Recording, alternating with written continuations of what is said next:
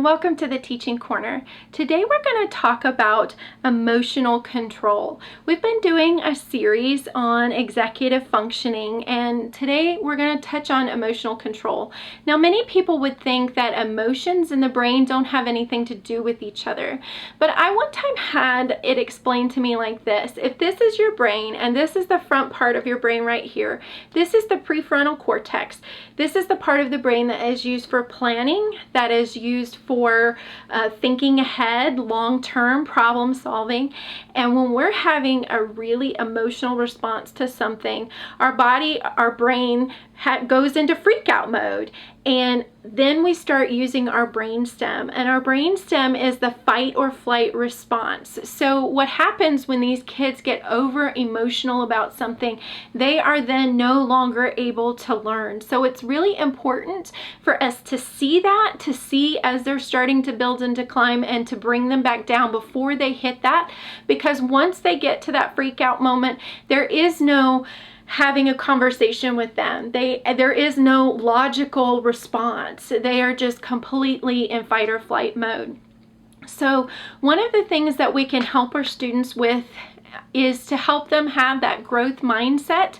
Instead of saying, I can't do this, they say, I can't do it yet. And to help them understand that they can continue to grow.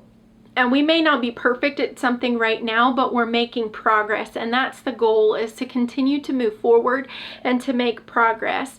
Something too that's really helpful for kids who are very emotional is to have one of those magnets that has all the various faces, because oftentimes when you ask kids how they feel, you get 3 responses: happy, sad, mad. And that's all that they seem to understand. Everything goes into happy, sad, mad. It could be that you're tired. It could be that you're frustrated. It could be that you're confused. It could be that you're worried. It could be that you're stressed out.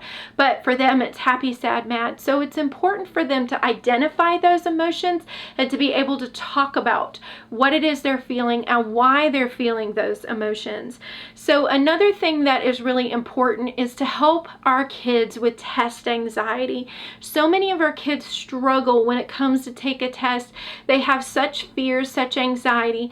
And again, what happens then is our brain goes into that fight or flight response, and we're unable at that point to do well on the test. So when I was teaching in a classroom, I would always make sure I did a cross midline exercise with my kids before a test. We would take deep breaths. I would turn on the noise machine. We would get the little dividers. We tried to make the environment just as calm as possible. We would say positive affirmations like, you've got this, we studied well, you're going to do great on this. All these kinds of positive things so that the student felt like that they could take the test and do well. And another thing that we can do to help kids with some of that anxiety is, again, to help them plan so that they've organized their time, they've planned out their time, they know what's coming next.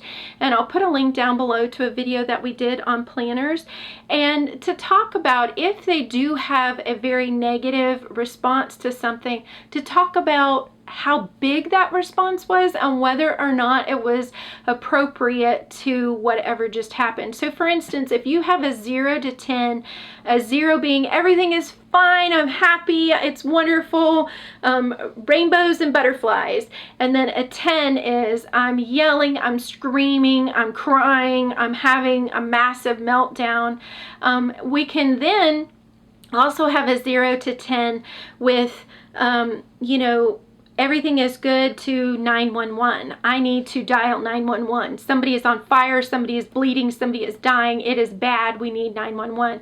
And so often what I've done with students is we'll talk about, okay, what was your response? Like, what level of response did you just have? Okay, you had a 10 response. What happened? You ripped the paper. Okay, in the grand scheme of things, do I need to call 911 for ripped paper? No, that's like a level 2 response, like a level 2 annoyance. It's not the greatest thing in the world, but it's no big deal. We can get another piece of paper. But helping kids match up their response. So next time we rip the piece of paper, what should we do instead of having a meltdown screaming fit on the floor kind of thing. So I hope that was helpful. If it was, please like, share, and subscribe, and I'll see you later. Bye.